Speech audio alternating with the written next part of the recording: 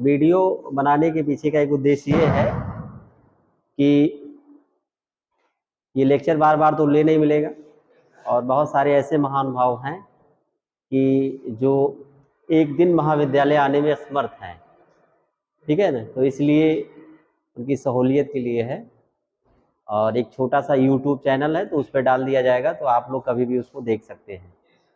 और हो सकता हो नेक्स्ट ईयर समय ना रहे हमारे पास, या कुछ ऐसा रहा, व्यस्तता रहे, तो ये देख करके वो लोग अपना एक सहयोग जो है इसे ले सकते हैं, ठीक है। तो आज का वीडियो बनाने का उद्देश्य ये है कि अभी BA तृतीय वर्ष के जो छात्र हैं उनका अभी जो शैक्षणिक पर्यटन के लिए आप लोग गए थे, तो उसमें एक टूर रिपोर्ट तैयार करना पड़ता है, जिसमें कोई एक विषय आप डिसाइड करते हैं कि हमको विषय क्या, सबसे पहले तो एक क्षेत्र का आप चयन करते हैं। अभी बातें होंगी, बहुत सारी बातें हैं, एक एक करके स्टेप बाय स्टेप बात होगी कि टूर रिपोर्ट कैसे बनाया जाता है, क्या उद्देश्य होता है बनाने का, क्यों बनाया जाता है, उनके बारे में हम लोग बात करेंगे एक एक करके, ठीक है ना। तो एक रूपरेखा आपके सामने अभी मिलेगा, एक रास्ता आपको बताया जाएगा कि इस रास्ते से अगर आप जाएंगे तो फाइनली आप टूर रिपोर्ट कंप्लीट कर पाएंगे, ठीक है। तो आज हम लोग सीखेंगे कि एक अच्छी शैक्षणिक पर्यटन रिपोर्ट कैसे बनाई जाती है उसके बारे में, ठीक है ना। तो उसकी एक रूपरेखा है, उसको आप लोग ध्यान से नोट करिएगा और देखिएगा, और आगे उसको बनाने का प्रयास करिएगा, जिससे आपका फाइनली बहुत अच्छी तरीके से एक टूर रिपोर्ट तैयार हो जाए, ठीक है ना। तो देखते हैं हम लोग क्या है। देखिए, सबसे पहले टूर रिपोर्ट में आपका बनता है कवर पेज। क्या बनता है? Cover page. कि आपका कवर पेज कैसा हो, क्या कौन कौन सी बिंदुएं उस कवर पेज पे आनी चाहिए, कौन सी नहीं आनी चाहिए। बहुत सारे ऐसे बिंदु ना आ जाएं कि जिससे आपका कवर पेज बहुत ज़्यादा भद्दा लगे, देखने में अच्छा आकर्षक ना लगे। तो कवर पेज बनाने में बहुत ही सावधानियां बरतनी पड़ती हैं आप लोगों को। तो बिंदुवार आप देखते हैं कि सबसे पहले किन चीज़ों को आप अपने कवर पेज में इंगित करेंगे, डालेंगे। तो आप देख पा रहे होंगे सबसे पहले एक अच्छा जो है डिजाइन है, इस पे एक अच्छा डिजाइन किया गया है इसको, और इसकी जो बॉर्डर है, बॉर्डर लाइन एक अच्छा लग रहा है आप लोगों को? अच्छा, तो एक इसकी जो अच्छी बॉर्डर लाइन है वो आपको ध्यान देना है कि क्या बनाना, जो भी आप बना सकते हो, आप जो भी कर सकते हैं। फिर आप देख रहे होंगे कि एक जो है कर्व में कुछ लिखा है, उसमें आप सबसे पहले देखेंगे कि भाई आप जिस संस्था में आप पढ़ रहे हो, जिस संस्था से आप डिग्री आपको लेना है, उस संस्था का नाम। तो आपका जो संस्था है, जिस संस्था में आप पढ़ाई कर रहे हैं, क्या नाम है आपका? Mahamaya government PG college, Mahona, Lucknow. देखिए, देख पा रहे हैं ये चीज है।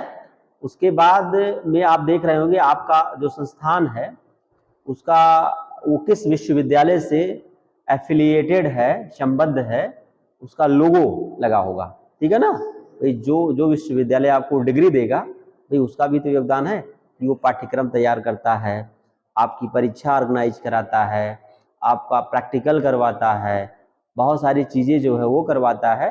तो उसका भी जो है सबसे ज़्यादा योगदान यूँ कह सकते हैं तो आपके विश्वविद्यालय का होता है। तो उसको भी आपने अपने लोगो, अपने कवर पेज में स्थान आपको देना चाहिए, ठीक है ना।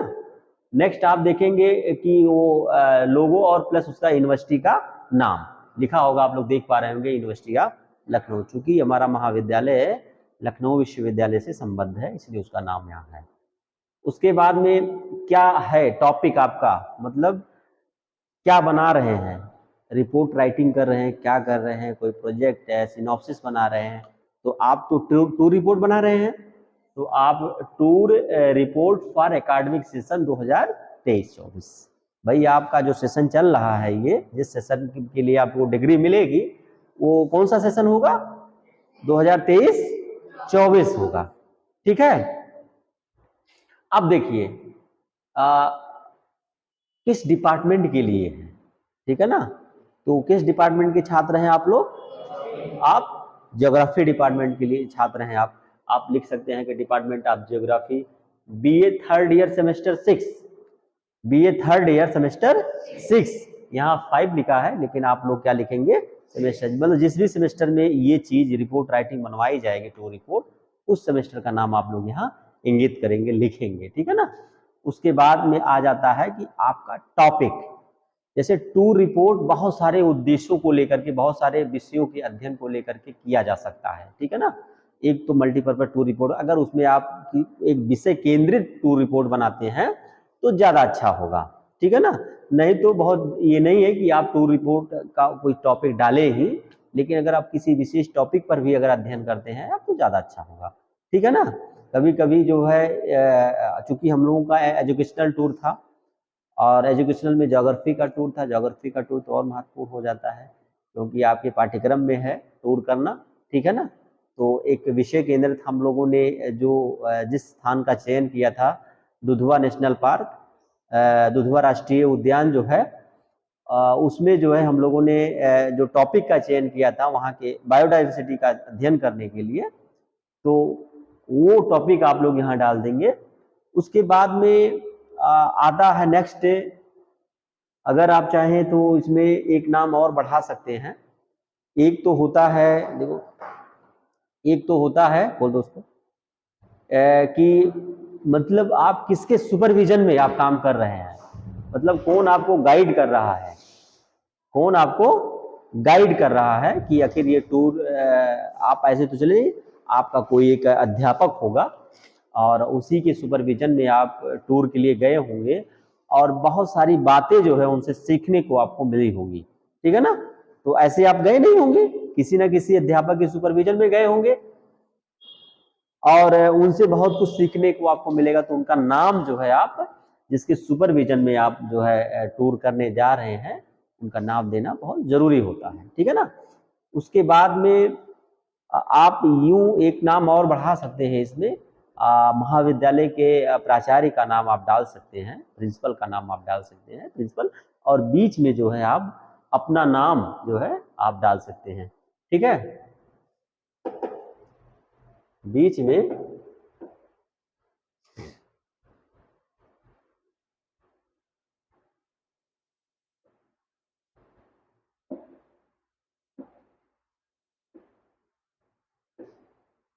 यहाँ देखिए, ये बीच में अपना नाम यहाँ आप डाल सकते हैं या थोड़ा सा नीचे करके डाल दीजिए, यहाँ अगर डालना होगा तो यहाँ डाल सकते हैं अपना नाम और फादर का नेम, या यूँ मोबाइल नंबर आप डालना चाहते हैं तो मोबाइल नंबर भी आप यहाँ डाल सकते हैं, ठीक है। समझ में आया इतना? चलिए,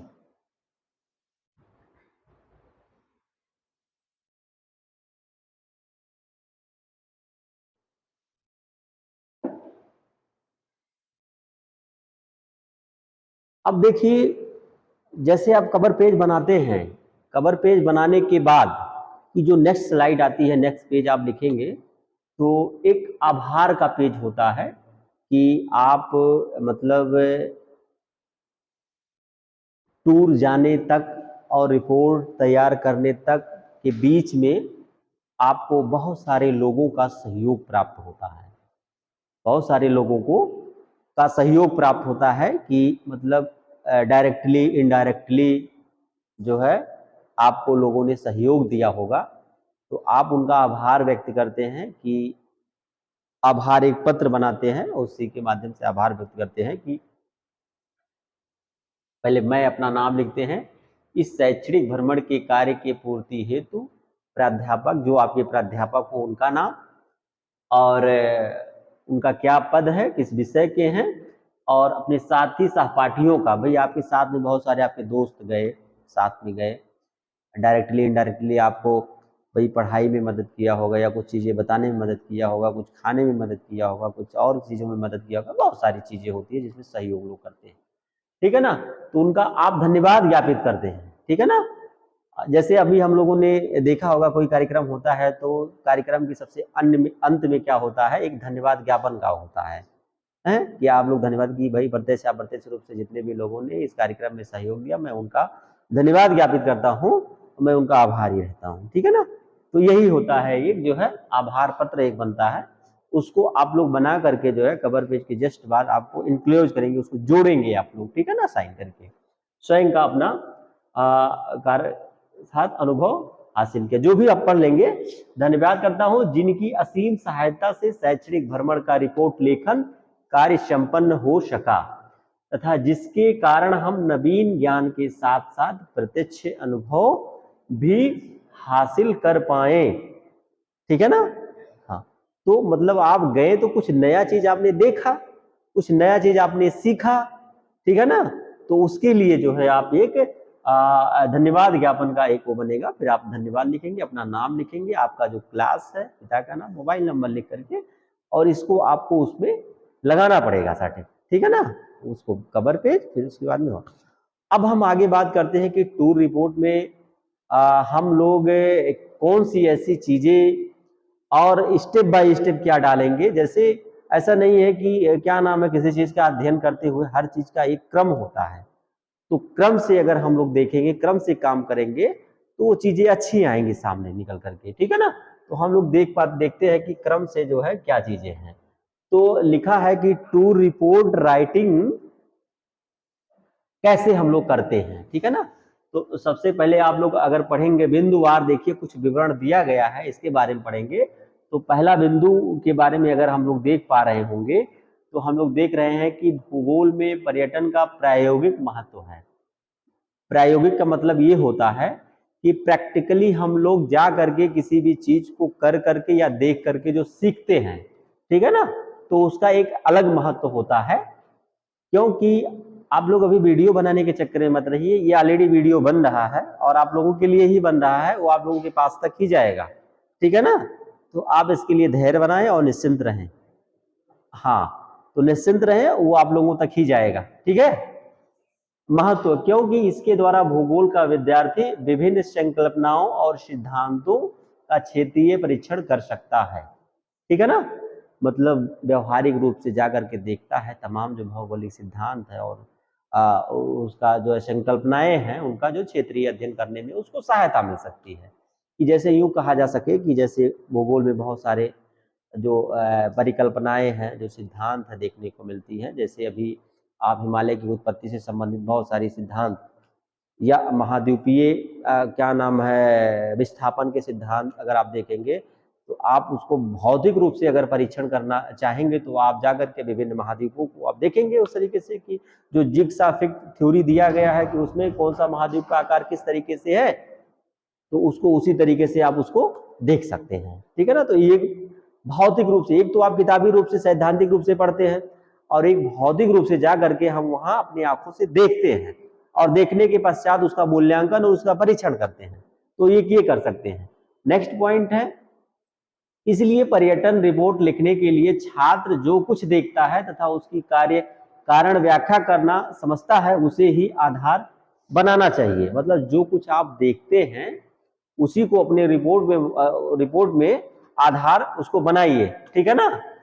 हाँ, नेक्स्ट है, सामान्य रूप से पर्यटन रिपोर्ट को निम्नलिखित शीर्षकों के अंतर्गत लिखा जा सकता है, ठीक है ना। जैसे रिपोर्ट राइटिंग करते समय बहुत सारे शीर्षक आपके हो सकते हैं, बहुत सारे शीर्षक आपके हो सकते हैं। कोई जरूरी नहीं है कि आप एक ही विषय या वस्तु पे काम करें, कई सारे जो है विषय को या शीर्षक को आप अपने इसमें रिपोर्ट राइटिंग में सम्मिलित कर सकते हैं, जो भी आपको अच्छा लगे। ऐसा नहीं कि आप दुधवा नेशनल पार्क में गए हैं तो केवल बायोडाइवर्सिटी का ही स्टडी आप करेंगे, वेजिटेशन पे कर सकते हैं, जियो पे कर सकते हैं, अन्य किसी चीज पे कर सकते हैं, ठीक है। नेक्स्ट है, अब देखिए, अब आपका शुरू होता है रिपोर्ट राइटिंग का पार्ट, ठीक है ना। अब आपका शुरू होता है रिपोर्ट राइटिंग का पार्ट। सबसे पहले का जो टॉपिक होता है, अध्याय कह सकते हैं आप अपने रिपोर्ट राइटिंग का, वो होता है कि आपका जो प्रस्तावना होता है, संकलनात्मक पृष्ठभूमि होता है, ठीक है, इंट्रोडक्शन जिसे हम कहते हैं, ठीक है। लगभग एक दूसरे की ये पर्यायवाची शब्द है, संकल्पना या संकलनात्मक पृष्ठभूमि या प्रस्तावना या इंट्रोडक्शन, ठीक है ना। इंट्रोडक्शन में आप सबसे पहले बात करेंगे, क्या बात करेंगे आप इंट्रोडक्शन में? आप इसमें पर्यटन का अर्थ, क्या बात करेंगे? पर्यटन का अर्थ। भाई आपका जो मुख्य विषय है वो क्या है? पर्यटन है। क्या है? पर्यटन। की मतलब पर्यटन आप किसे कहेंगे? क्योंकि आप लोग तो थर्ड ईयर के विद्यार्थी हैं, आपका एक पेपर भी जो है ऑप्शनल पेपर, जो इलेक्टिव पेपर भी जो है ज्योग्राफी ऑफ टूरिज्म है, तो आप लोगों के लिए तो और आसान हो जाता है। तो सबसे पहले जो है आप पर्यटन को आप डिफाइन करिए, उसका अर्थ बताइए और उसको परिभाषित कीजिए, और पर्यटन के कितने प्रकार होते हैं उनके बारे में लिखिए। भूगोल में पर्यटन का क्या महत्व है, भूगोल में पर्यटन का क्या महत्व है उसके बारे में आप लिखेंगे, पर संक्षिप्त प्रकाश डालना चाहिए। भूगोल में पर्यटन का क्या महत्व है उस पर एक संक्षिप्त प्रकाश डालते हुए वर्तमान में आप जिस पॉइंट का, जिस स्थान का, जिस क्षेत्र का आपने पर्यटन किया है उसके बारे में एक सारांश के रूप में जो है एक विवरण प्रस्तुत करेंगे इसमें। ठीक है ना? कम से कम 2 से 3 पेज में आप, कम से कम 3 से 4 पेज हो जाए, 5 पेज हो जाए, उसमें कम से कम आप एक जो संकलनात्मक पृष्ठभूमि है उसका अध्ययन जो है आप इसमें, उसका विवरण आप इसमें देंगे। समझ में आ गया क्या क्या देना है आपको? आपका पहला अध्याय मान सकते हैं इसमें पर्यटन, इसमें पर्यटन का अर्थ, प्रकार, भूगोल में पर्यटन का महत्व पर संक्षिप्त प्रकाश डालते हुए वर्तमान में आप जिस भी स्थान का पर्यटन आपने किया है उसका जो है विवरण आप प्रस्तुत, संक्षिप्त विवरण आप प्रस्तुत करेंगे। ठीक है ना? आगे बहुत सारी चीजें मिलेंगी, आप देख पा रहे हैं। नेक्स्ट में आपको देखना है अध्ययन क्षेत्र का चयन। भाई आप टूर करने गए हैं और एक स्थान का आपने चयन किया है, तो क्यों आप दुधवा नेशनल पार्क का ही चयन किया? आप राजस्थान के थार का मरुस्थल का चयन क्यों नहीं किया? आप जो है पश्चिमी तटीय क्षेत्रों का चयन क्यों नहीं किया? आप पूर्वी घाट का चयन क्यों नहीं किया? आप हिमालयी क्षेत्र का चयन क्यों नहीं किया? आप पूर्वोत्तर भारत का चयन क्यों नहीं किया? आप दक्षिण भारत के पठारी क्षेत्र का चयन नहीं किया? आपने मैरीन क्षेत्र का किसी का चयन क्यों नहीं किया? ठीक है ना? तो हर विषय के चयन के पीछे एक उद्देश्य छुपा होता है, एक उद्देश्य छुपा होता है। ठीक है ना? कि आपने इस क्षेत्र का चयन आखिर क्यों किया, उस पे आपको बात करना है, जिसमें पर्यटन के लिए छात्रों के साथ, अब देख लीजिए अभी नीचे बहुत सारी बातें आ रही हैं आपके बीच में। पर्यटन के लिए छात्रों के सामाजिक आर्थिक स्तर के अनुसार उपयुक्त क्षेत्र का चुनाव करना चाहिए। आप जिस भी विषय वस्तु का, जिस भी शीर्षक का चयन, जिस भी क्षेत्र का चयन कर रहे हैं, तो पहले बच्चों के सामाजिक आर्थिक स्थिति का आपको अनुभव होना चाहिए। भी ऐसा नहीं हो कि हम चयन कर लें कि नहीं हमको जाना है क्या कहते हैं अंडमान निकोबार द्वीप समूह, हमको सिंगापुर जाना है, टूर करें, अंतरराष्ट्रीय टूर करना है हमको, और हमको जाना है क्या नाम है यूरोप महाद्वीप का टूर करने। भाई चयन करना तो आसान हो गया, लेकिन हमने विद्यार्थियों के आर्थिक स्थिति का ध्यान नहीं रखा, आर्थिक स्थिति का ध्यान नहीं रखा।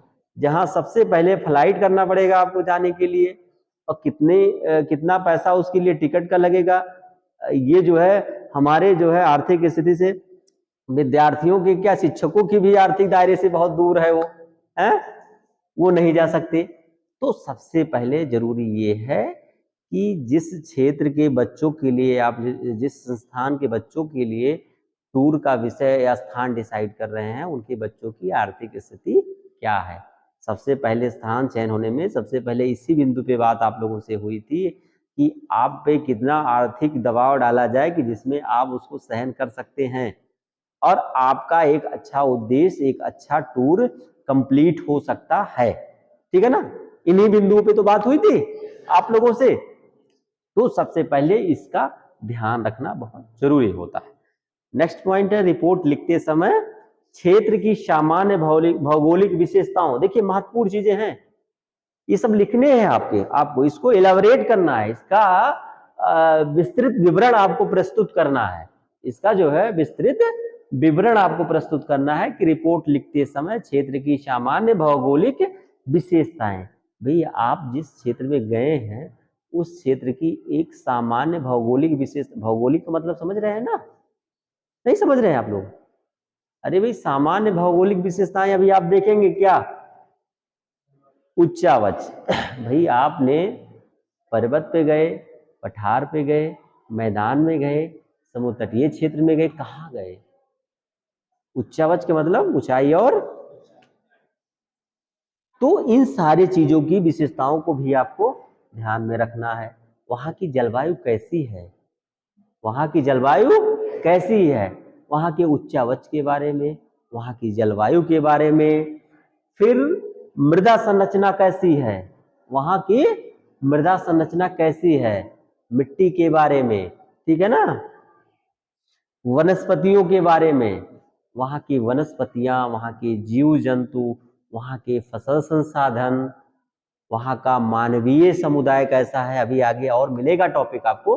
तो इन सारे बिंदुओं पे आपको ध्यान से विस्तृत रूप से प्रकाश आपको डालना पड़ेगा, ठीक है ना?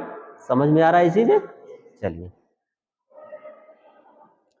पर्यटन के लिए निर्धारित मार्ग प्रतिरूप, पर्यटन के लिए निर्धारित मार्ग प्रतिरूप, भाई आप यहाँ से लेकर के लखीमपुर खीरी दुधवा नेशनल पार्क में आप गए, तो उसके लिए भाई आपने किसी न किसी मार्ग का सहारा लिया होगा।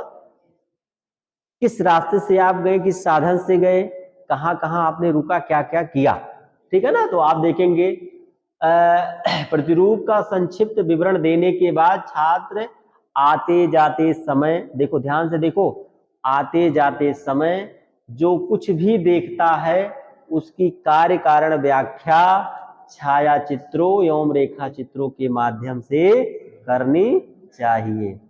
आते जाते समय आपने रास्ते में क्या देखा, क्या ऐसी चीजें देखी जो आपके अध्ययन में शामिल करने वाली होती हैं। आप गए शारदा डैम देखे, शारदा नदी देखे, शारदा नहर देखे, नहरों से पानी कैसे, नदियों से पानी नहर वो बना के कैसे डाइवर्ट किया जाता है। छाया चित्र का मतलब होता है फोटोग्राफ्स, उसको हिंदी में छाया चित्र बोलते हैं, अंग्रेजी में फोटोग्राफ्स बोलते हैं, ठीक है ना?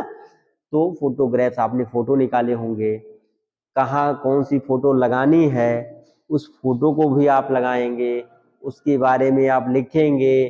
शारदा नदी लिख रहे हैं आप, देखा तो जाते समय आपने देखा शारदा नदी, तो शारदा नदी आपने देखा, उस नदी का ऐतिहासिक विवरण थोड़ा सा लिख दीजिए, कहाँ से निकलती, भौगोलिक ऐतिहासिक कहाँ से निकलती है, क्या उसका पौराणिक महत्व है, किस स्थान पर शारदा नगर में जो है वो लखीमपुर खीरी में बैराज बनाया गया और उसको जो है उसी से एक शारदा नहर निकाली गई। उस नहर को निकालने का क्या उद्देश्य है, क्या वो सिंचाई पर्पज से निकाला गया नहर या बाढ़ से नियंत्रण के लिए नहर निकाला गया, तो इन सारे बिंदुओं पे आप प्रकाश डालेंगे। और रास्तों में आप जाके कहाँ रुके, गुरुद्वारे में आपने रुका, फोटो खींचा, उस गुरुद्वारे का क्या उद्देश्य, क्यों बनाते हैं, उसका धार्मिक क्या महत्व है, समाज में किस तरीके से अपना कंट्रीब्यूशन दे रहा है, तो उन सारे चीज़ों का आप फोटोग्राफ्स लगा करके और उसके बाद में जो है इसका विवरण प्रस्तुत करेंगे, ठीक है ना? तो ये चीजें, ये क्रम वाइज चीजें आपको करनी होंगी। इसमें अधिवास कृषि, आप भाई गए होंगे तो ऐसा नहीं कि खाली जो है शारदा डैम खाली देखें या दुधवा नेशनल पार्क देखें या गुरुद्वारा देखें, प्रत्यक्ष अप्रत्यक्ष रूप से आपकी निगाहें तो बहुत कई कई जगह पड़ी होंगी हैं। जैसे आप वहां में घरों को देखे होंगे, घर का संरचना आकार कैसा है, पक्के घर ज्यादा देखने को मिलते हैं, कपड़े के मिलते हैं, घास फूस के मिलते हैं, कैसे मैदानी भागों में आवास की संरचना कैसी होती है, वहाँ कृषि कैसा है, कृषि में फसलों का कौन सी फसल ज्यादा देखने को आप देखे होंगे, तो वहाँ गन्ने की फसल सबसे अधिक देखने को मिलेंगी। वहाँ एक फसल चावल की फसल है, वहाँ एक वर्ष में 2 बार चावल की खेती होती है और एक बहुत अच्छी प्रजाति की चावल होती है जिसे हम बासमती कहते हैं और जो बहुत महंगी और मूल्यवान होती है वो, ठीक है ना, वो अच्छी गुणवत्ता वाली होती है वो चावल, वहाँ बड़े पैमाने पे जो है वहाँ होती है। तो चावल की खेती के लिए, बासमती चावल की खेती के लिए वहाँ की दशाएं क्यों इतनी अनुकूल हैं, क्या वहाँ की मिट्टी अच्छी है, भाई हमारे यहाँ और अन्य जगहों पे क्यों नहीं होती है, या वहाँ की जलवायु या पानी की सुविधा अच्छी होती है, या वहाँ के किसान अच्छी तकनीकी का प्रयोग करते हैं, तो ये सारी चीज़ें आप वहाँ कर सकते हैं। फसलें हैं, सिंचाई के साधन वहाँ क्या क्या हैं, सिंचाई के साधनों में आपने देखा होगा नहरें हैं, वहाँ नलकूप की सिंचाई है, ये सारी चीजें जो है आप वहाँ उसमें आप दर्शा सकते हैं, दिखा सकते हैं। उच्चावच प्राकृतिक वनस्पति आदि का विवरण दिया जाना चाहिए, ठीक है ना। तो ये बिंदु आप इस अध्याय में आप इसको दिखाएंगे। नेक्स्ट है पर्यटन क्षेत्र में अवलोकित भौतिक तत्व है, जो फिजिकल चीज आपने देखा वो क्या क्या चीजें हैं। इसके अंतर्गत चयनित क्षेत्र में देखी गई उच्चावचीय वनस्पतीय जल स्रोत आदि का छाया चित्र आरेखों इत्यादि के माध्यम से व्याख्या की जानी चाहिए। इसमें भी आप शारदा डैम दिखाइए, आप दुधवा नेशनल पार्क दिखाइए। तो दुधवा नेशनल पार्क में आप बहुत सारी चीजें देखें ना, तो इसमें मेन आपका जो विषय है इसमें है कि आप यहाँ बायोडाइवर्सिटी का जो है अध्ययन दिखाएंगे। इसमें जो प्राकृतिक एक हमको वनस्पति का एक जंगल देखने को मिलता है, एरिया बहुत बड़ा एरिया है जिसमें जीवों का बड़े पैमाने पे वास हमको वास स्थान देखने को मिल रहा है, वो किस तरीके का है और मानव का क्या हस्तक्षेप है वहाँ, क्योंकि कैसा वो सामंजस्य आप वहाँ दिखाएंगे, ठीक है ना, लिखेंगे विस्तृत रूप से, ठीक है। नेक्स्ट हम लोग देखेंगे कि अवलोकित सांस्कृतिक तथ्य कौन से हैं।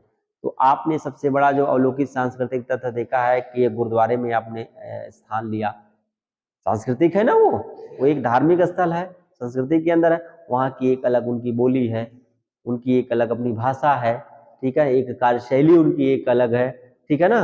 और एक अच्छा उनका जो है गुरुद्वारा बना है, वो तो वैसे भी एक कल्चरल उसके अंतर्गत आता है, ठीक है।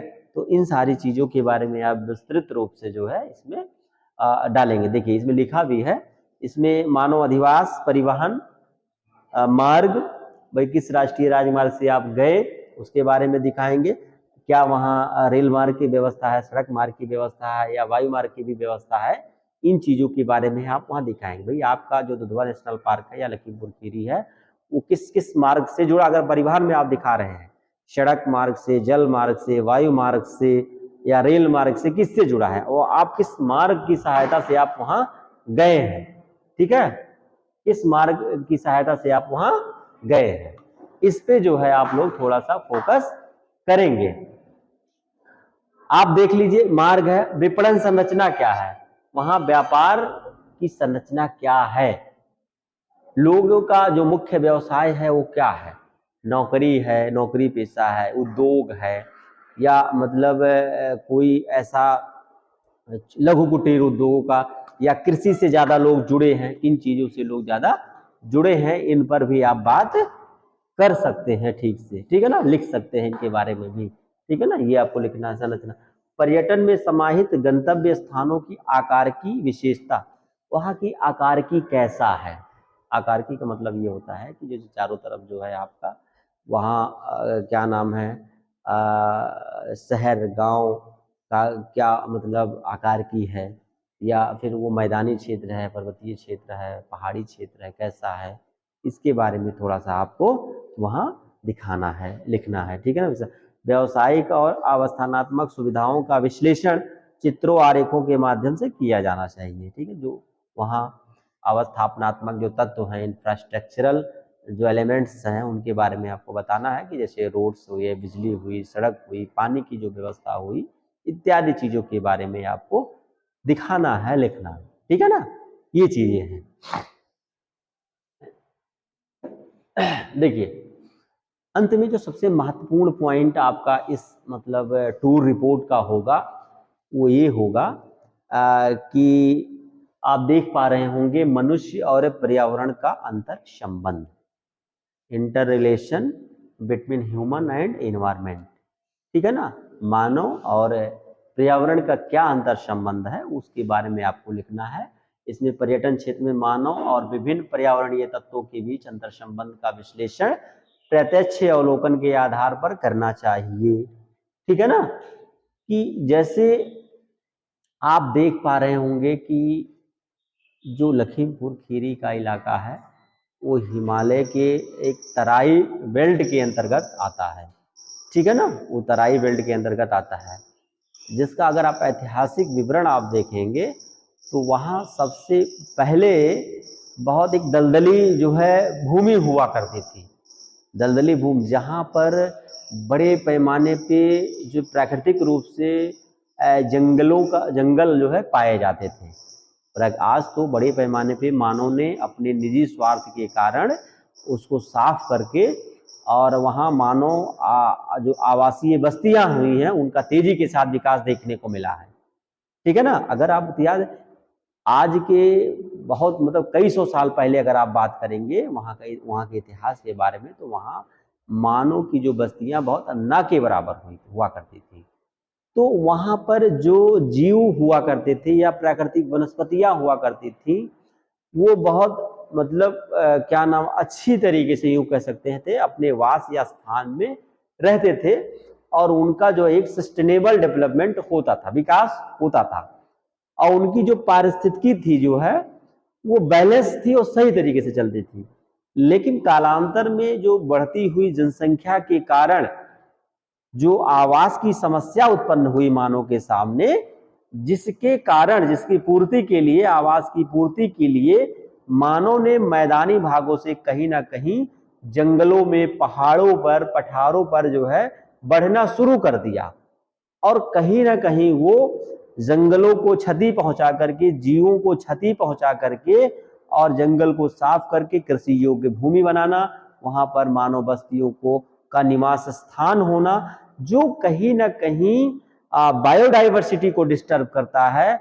बायोडाइवर्सिटी को ही नहीं डिस्टर्ब करता बल्कि हम वनस्पतियों के या जीव जंतुओं के घरों पर अतिक्रमण कर रहे हैं।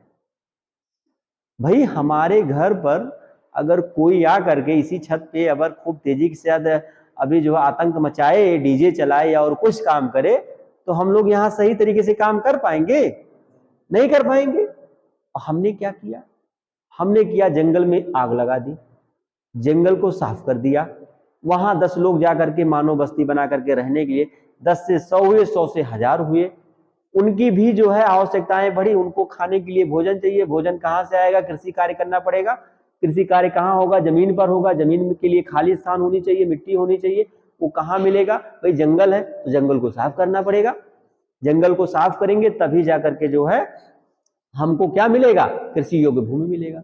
अब हम जंगल को साफ करने का मतलब जीव जंतुओं के आवास को हम लोग डिस्टर्ब कर रहे हैं। डिस्टर्ब कर रहे हैं ना, आवास को डिस्टर्ब करेंगे। अब वो कहीं ना कहीं मानव के जो क्रियाकलाप है, गतिविधियां, उनसे वो प्रभावित होने लगी। अब वो प्रभाव नकारात्मक है, सकारात्मक तो हो नहीं सकता। उनकी बायोडाइवर्सिटी वहां प्रभावित होने लगी, उनके बायोडाइवर्सिटी का ह्रास होने लगा। इसी कारण आप देख पा रहे होंगे जो बीमारियां जंगलों में कभी नहीं जाती थी, आज वो बीमारियां जंगलों में पहुंच रही हैं। बड़े पैमाने पे बहुत सारे ऐसे जीवों की जो प्रजातियां हैं वो नष्ट होती चली जा रही हैं। कुछ ऐसी प्रजातियां हैं जो विलुप्त हो गई हैं, कुछ ऐसी हैं जो विलुप्त होने के कगार पे हैं, कुछ ऐसी प्रजातियां हैं जो संकटग्रस्त हैं। इनके पीछे क्या कारण है? इस पे हमको बात करना है इसमें कि आप वहां जाके देखेंगे कि जो कभी जंगल हुआ करते थे, आज वो जंगल कितनी सीमित दायरे में सिमट कर रह गए हैं। और मानो आज भी जो जंगल बचे हैं उसमें अपना जो है स्वार्थ तलाश रहा है। भाई हम जंगल में क्यों गए घूमने के लिए? हम उनके आवाज को क्यों डिस्टर्ब करने गए? क्यों वहां हम प्रदूषण फैलाने गए?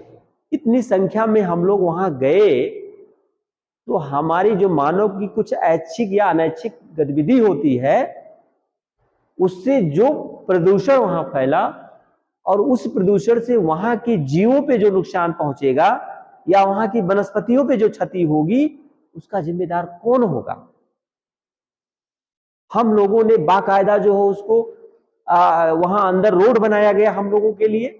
भाई हम लोगों का मतलब यह है मानव जाति के लिए, मानव को घुमाने के लिए वहां रोड बनाए गए। ट्रैक्टर चला होगा, जेसीबी चली होगी, तभी रोड बने होंगे। अंदर रोड बनाया गया।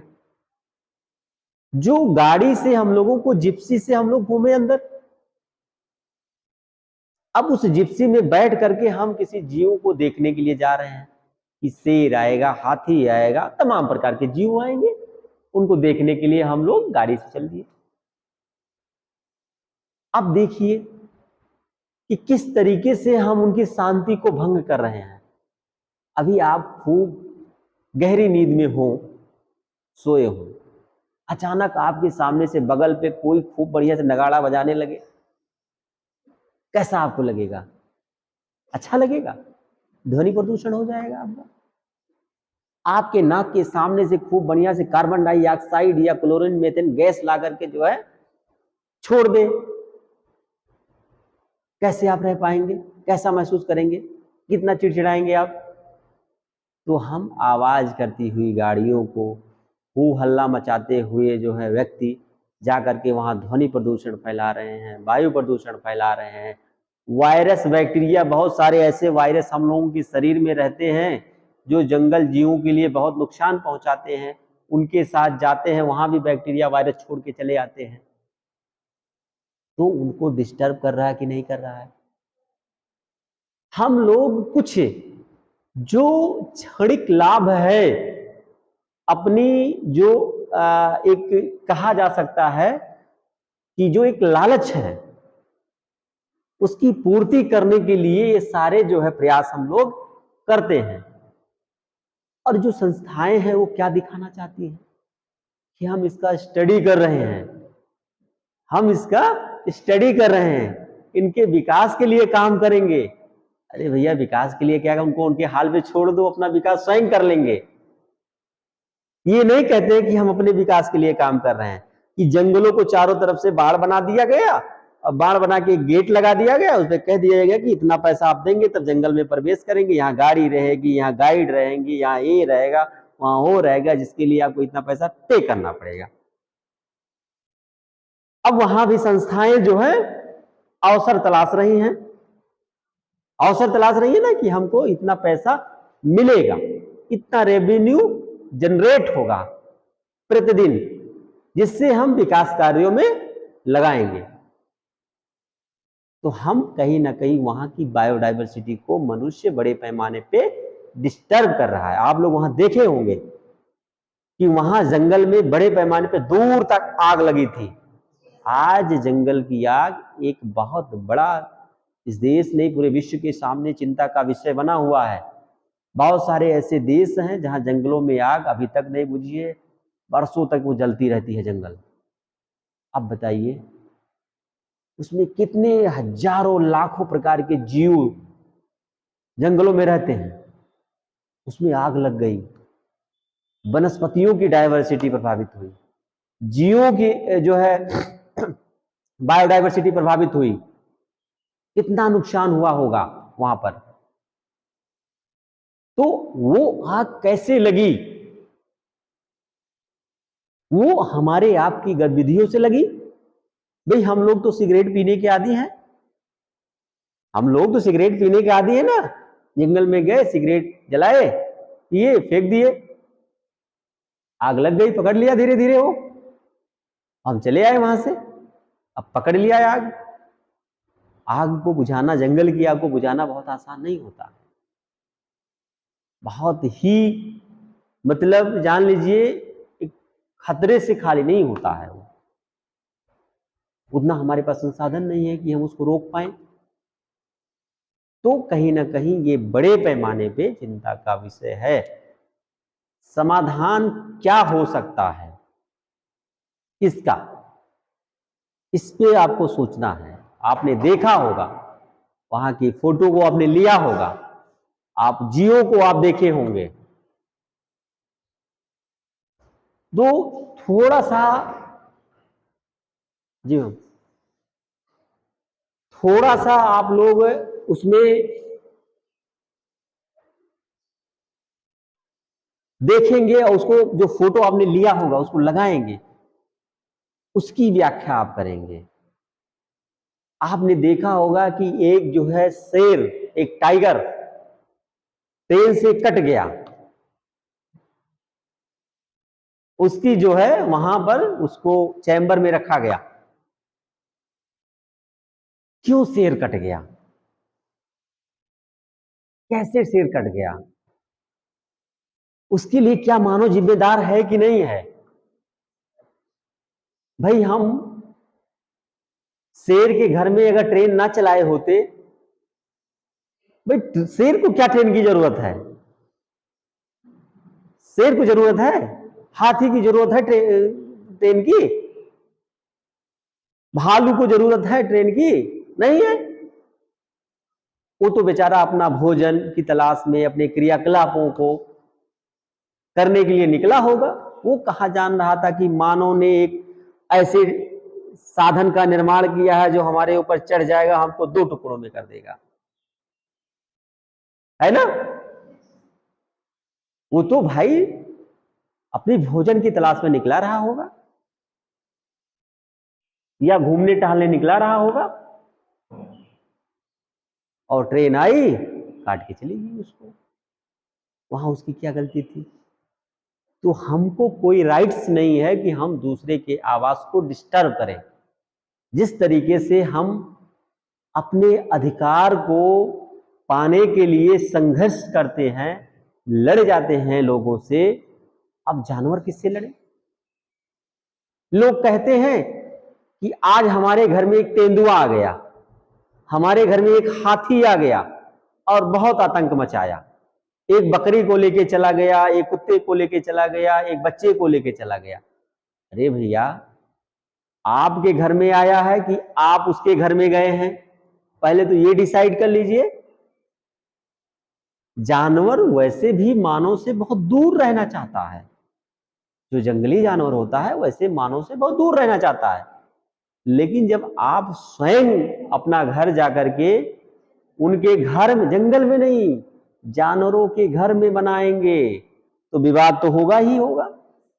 विवाद नहीं होगा कि जैसे आप लोग पटीदार होते हैं कि 1 फीट इधर के लिए 1 फीट इधर की लड़ाई होती है कि नहीं, इधर क्यों बढ़ा लिया, इधर क्यों बढ़ा लिया। तो आप जब उनके घर में जाकर के अपना घर बनाएंगे, अतिक्रमण करेंगे, अपना वर्चस्व जमाएंगे, तो बेचारे क्या करेंगे? वो तो समझेंगे नहीं कि ये हमारा घर है, तो आएंगे ही आएंगे, स्वयं आएंगे। आज हम लोग कहते हैं कि बाढ़ का पानी हमारे घर में आ गया। अरे भैया, जब नदी में घर बनाओगे तो ये समझ में नहीं आता है कि आप बाढ़ के घर में आ गए हैं कि बाढ़ आपके घर में आ गया है। पहले तो ये डिसाइड कर लो। नदी नालों में मोटे मोटे पिलर बना करके घर बना लेते हैं, गड्ढों तालाबों को पाट देते हैं, अब कहेंगे कि बाढ़ का पानी हमारे घर में आ गया। ये चिंता का विषय है, इस पे विचार करना होगा लोगों को, इसको समझना होगा। आज शहर को कंक्रीट का जंगल कहा जाता है, कंक्रीट का जंगल कहा जाता है। क्यों? शहर में कोई ऐसा स्थान नहीं है कि जो ग्रीनरी हो। थोड़ा सा जगह बचा रहता है, उसमें भी सीमेंट और कंक्रीट से जो उसको पक्का कर दिया जाता है, फर्श कर दिया जाता है। अरे भाई, वाटर रिचार्ज कैसे करोगे? मानसून के पानी नीचे कैसे ले जाओगे? आपका नलकूप पानी कैसे उठाएगा पीने के लिए? तो कहते हैं अरे हमारे नलकूप का जो बोर है, लेवल है वाटर का, वो 300 फीट नीचे चला गया, 400 फीट। अरे भाई, आप बैंक में पैसा नहीं जमा करोगे और फिर जाकर के मैनेजर से लड़ोगे कि हमको पैसा दे दो, पैसा दे दो। पहले पैसा तो जमा कर लो, तब विड्रॉल भरो और एटीएम लगाओ मशीन में, तब पैसा आपको मिलेगा। और आपने जमा नहीं किया पहले पैसा, और अब मैनेजर से लड़ाई कर रहे हैं। तो भैया पहले रिचार्ज तो कर लो वाटर। जब बारिश का मौसम रहता है तो आप रिचार्ज नहीं करते हैं, आप गड्ढों और तालाबों पोखरों को पाट देते हैं, उस पे पक्का कंक्रीट का फर्श बना देते हैं। वाटर रिचार्ज होगा नहीं, पानी नीचे जाएगा नहीं, तो आपको कैसे पानी मिलेगा? कैसे मिलेगा पानी? आप पेड़ एक लगाओगे नहीं और कहोगे गर्मी, ओह कितनी उमस है, कितनी गर्मी लग रही है, आज सांस फूल रहा है, बड़ी समस्या हो रही है, क्या करें? पेड़ की तलाश में धूप, जहां एक पेड़ मिल जाता है बेचारा, उसी के नीचे चिपक जाते हैं आप लोग जाकर के, कि थोड़ा सा पेड़ की टहनी हिले और ठंडी ठंडी हवा मिले, दिल को कुछ राहत मिले। ऐसा होता है? पहले पेड़ तो लगा लो बच्चा। हम लोग क्या करते हैं, पेड़ लगाने की क्या घर बनाते हैं, नींव के बीच में पड़ रहा है, जल्दी काटो इसको, काट देते हैं, काट देते हैं। कि नहीं थोड़ा सा नींव को मोड़ दे। एक पेड़ को इतना मोटा बड़ा होने में कितने वर्ष लग गए, कितना ऑक्सीजन दे रहा होगा, उसको नहीं करेंगे, वहां नहीं बुद्धि लगाएंगे। अभी कोरोना काल में देखो ऑक्सीजन की जो डिमांड बढ़ी ना, कितने लोग ऑक्सीजन की उससे मरे, बावजूद भी नहीं समझ रहे हैं कि हर व्यक्ति हर नागरिक कम से कम अपने जीवन में 2-4 पौधे लगा के बड़ा कर दे, तो अभी जो क्षति हो रही है उसकी मात्रा में कुछ कमी आएगी, उसकी मात्रा में कुछ कमी आएगी। तो ये सारी बातें हैं बच्चों। देखो अंत में आप लोग जो है निष्कर्ष के रूप में अगर आपको लिखना रहेगा तो आप देख पा रहे होंगे, संपूर्ण पर्यटन क्षेत्र में सर्वेक्षण से प्राप्त निष्कर्षों का विवरण अंत में दिया जाना चाहिए। जो आप सर्वे करने गए हैं, घूमने टहलने गए हैं, अपने चक्षु से आंखों से जो देखा है, आपने अवलोकन किया है, वो शुरू से लेके अंत तक एक निष्कर्ष के रूप में संक्षेप में आप उसको विवरण प्रस्तुत करेंगे, ठीक है। और आप अपना सुझाव भी कुछ देंगे उसमें, अंत में निष्कर्ष के बाद सुझाव भी दिया जा सकता है 4-4 लाइन में कि भैया ऐसा है, पर्यटन में ऐसा ऐसा हो, ये होना चाहिए, ये चीजें नहीं सही है, ये ठीक है ना। तो बच्चों ये आपका अगर ठीक से आप लोग समझे होंगे, देखे होंगे, अगर बिंदुवार इस तरीके से क्रम वाइज अगर आप एक टूर रिपोर्ट बनाएंगे तो एक बेहतर आप टूर रिपोर्ट बना पाएंगे और एक अच्छा टूर रिपोर्ट उभर करके आएगा, ठीक करके। तो आप बनाइएगा, ट्राई करिएगा, लिखने का प्रयास करिएगा। किसी प्रकार की कोई समस्या होगी हमसे व्यक्तिगत रूप से आप संपर्क कर सकते हैं, बात कर सकते हैं, ठीक है ना। फोटोग्राफ लगाना, उसका एलैबोरेशन करना आप लोग मत भूलिएगा। सारे फोटोग्राफ्स आप सुरक्षित रखिए, फोटोग्राफ्स आपको लगाने ही लगाने हैं, ठीक है ना। तो इन सारे बिंदुओं को समाहित करते हुए एक अच्छा रिपोर्ट राइटिंग आप कर सकते हैं, कंप्लीट कर सकते हैं, ठीक है ना। समझ गए? चलिए ठीक है।